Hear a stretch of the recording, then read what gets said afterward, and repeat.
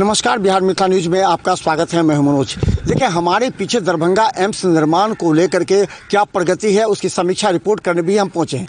देखिए, ये एक कठिन टास्क है, कठिन चुनौती है।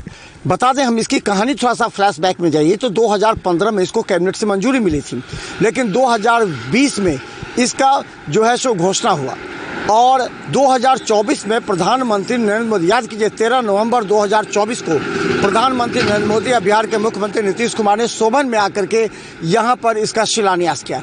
इसके पीछे की कहानी ये है कि तब तक ये दरभंगा डीएमसीएच परिसर में शिफ्ट होना था और वहाँ लेकर के चर्चा तेज हो गई थी, राजनीति गर्म हो गई थी। वहाँ पर फिर एक बार सरकार बदल गई, इसे लेकर के वहाँ के डॉक्टरों ने विरोध करना शुरू किया कि एम्स जो है डीएमसीएच को समाप्त कर नहीं बनाया जाना चाहिए, उसके लिए अलग ग्रीन फील्ड एरिया में होना चाहिए। जैसा कि संजय झा जो कि राज्यसभा के सांसद हैं, उन्होंने कहा कि ग्रीन फील्ड एरिया में, तब उन्होंने दरभंगा के तत्कालीन डीएम राजीव रौशन से बात की और ये जगह चयनित हुआ शोभन में। तो 187 एकड़ जमीन का अधिग्रहण भी हुआ 2023-24 में। 24 में जब अधिग्रहण हो गया, इसके बाद यहाँ पर निर्माण कार्य, चूँकि प्रधानमंत्री का शिलान्यास कार्यक्रम था, चारों तरफ इसके सड़कें बन गई और वो सड़कें अभी भी हैं। बता दें, 4 लेन सड़क एम्स के नज़दीक बनना है।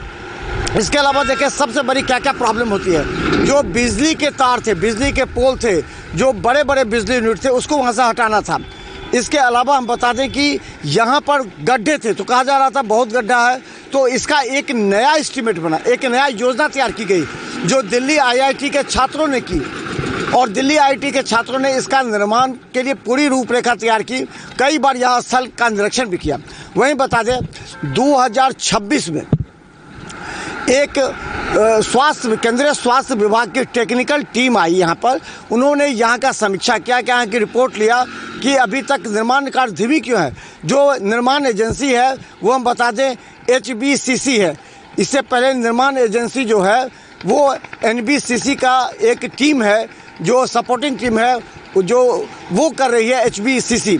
तो अगर निर्माण कार्य धीमी है, इस पर सवाल पूछा गया है, क्योंकि अभी देखिए इसमें कई प्रक्रिया है। हालांकि 29 डेडलाइन तय किया गया है कि 2029 के प्रारंभ में यहाँ पर एम्स का आउटडोर कम से कम प्रारंभ हो जाएगा, लेकिन अभी ना प्रशासनिक भवन बना, ना जांच केंद्र लैब बना, ना कि वहाँ पर जो मेडिकल का एक आउटडोर का एक बनना वो बना, ना मेडिकल जो वहाँ की व्यवस्था है वो बनी।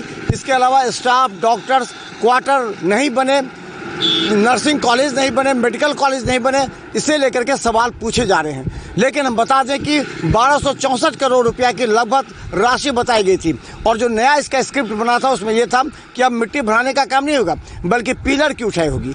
तो पिलर बनने का काम 25-26 में प्रारंभ हुआ और हमारे पीछे जो गेट है वो गेट अभी प्रारंभ में बना है।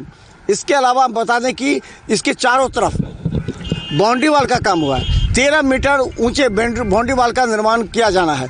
तो कई जगह अभी ये अगर देखें तो इसके पीछे, यानी कि जो पीछे वाला पोर्शन है, एम्स के मेन गेट के पीछे वाला पोर्शन है, वहाँ भी कुछ दूरी तक वो तैयार किया गया है जो बाउंड्री वाल है। तो बाउंड्री वाल और पिलर, मजबूत पिलर को बनाने के लिए कम से कम 30 फीट, याद कीजिए उस समय हमने दिखाया था कि कम से कम 30 फीट मिट्टी भरेगा तब वो रोड के बराबर आएगा।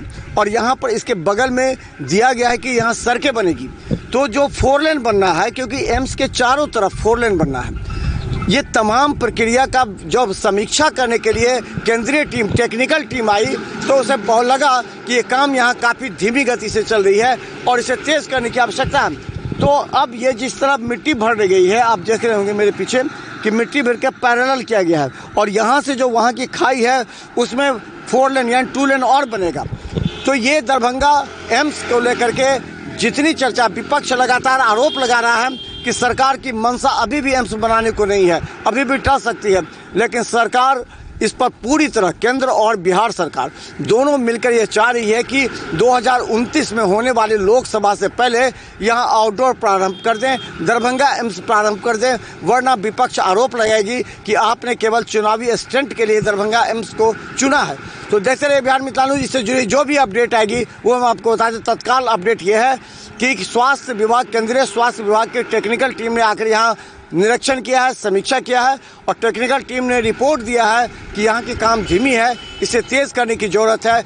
इसलिए HBCC जो कंपनी जो इसका निर्माण कार्य कर रही है वो उसके खिलाफ कार्रवाई की भी बात की गई है।